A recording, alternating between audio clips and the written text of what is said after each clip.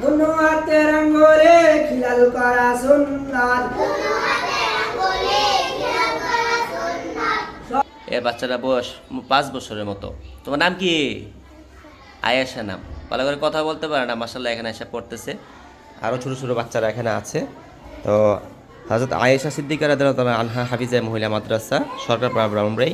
আলহামদুলিল্লাহ আমাদের মাগরিবের পরের ওরার হালত। আসসালামু আলাইকুম প্রিয় দর্শক, আমি মোশাররফ বলছি। মাদ্রাসার বাইরে জায়গা আছে, এখানে ক্লাস নেওয়া হয় এবং এই ক্লাসটা খুব গুরুত্ব সহকারে আমরা করার চেষ্টা করি। ছোট ছোট বাচ্চাদের হাতের লেখা আলহামদুলিল্লাহ অনেক চমৎকার হয়। তার পাশাপাশি আলহামদুলিল্লাহ আল্লাহর রহমতে বাচ্চাদের পড়াশোনার উচ্চারণ এবং মাসআলা মাসাইল দোয়া হাদিস বাংলা অঙ্ক ইংরেজির উপর অত্যন্ত গুরুত্ব দেওয়া হয়। তো শিশু বাচ্চাদেরকে এজন্য আমরা উস্তাদ দিয়ে পড়াই। আর বাকি যারা আছে সবাই সম্পূর্ণ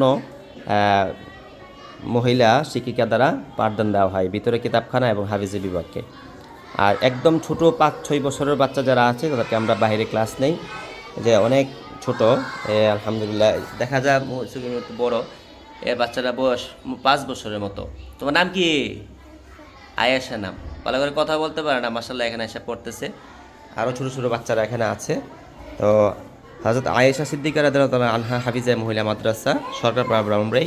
আলহামদুলিল্লাহ আমাদের মাগরিবের পরের ওরার হালত আলহামদুলিল্লাহ 8:30 পর্যন্ত ক্লাস চলবে এবং ভিতরে ক্লাস মাগরিব পরে যে পড়া হয় কিতাব বিভাগের সবগুলা পড়া আদায় করার জন্য আমরা প্রত্যেকটি বিভাগের হাবিবিন মিজান অথবা সানি ক্লাস আরও যে ক্লাসগুলো আছে উস্তাদগণকে ভাগ করে দেওয়া হয়েছে।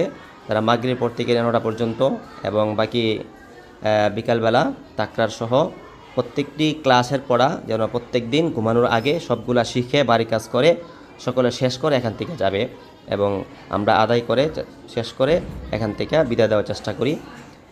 আপনাদের সকলের কাছে দোয়া চাই যেন আমাদের মাদ্রাসা আরও উন্নত হয়। আজকের লেখাগুলো সবগুলো লেখছো?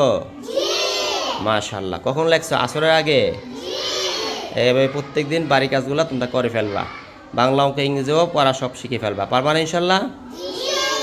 আল্লাহ তোমাদের সবাইকে কবুল করুক, বলো আমিন।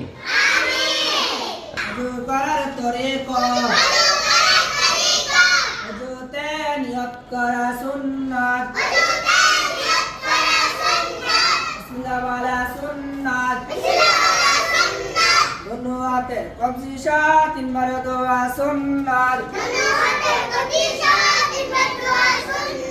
তিনবারে মেসওয়াক করা সুন্নাত, তিনবারে কুলি করা সুন্নাত, সমস্ত তিনবারে নাকে পানি দেওয়া সুন্নাত, সমস্ত মুখ তিনবার দোয়া সুন্নাত,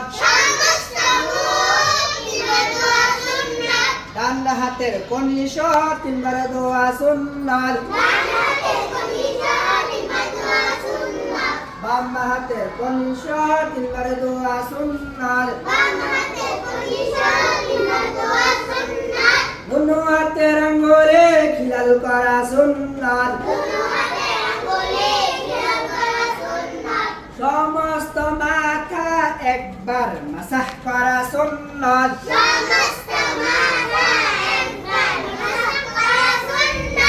কান মাসাহ করা সুন্নাত, গরদান মাসাহ করা মুস্তাহাব, ডান পায়ে টাকমুশ তিনবার দোয়া সুন্নাত, বাম পায়ে টাকমুশ তিনবার দোয়া সুন্নাত, দুটো পায়ের আঙ্গুলে খিলাল করা সুন্নাত,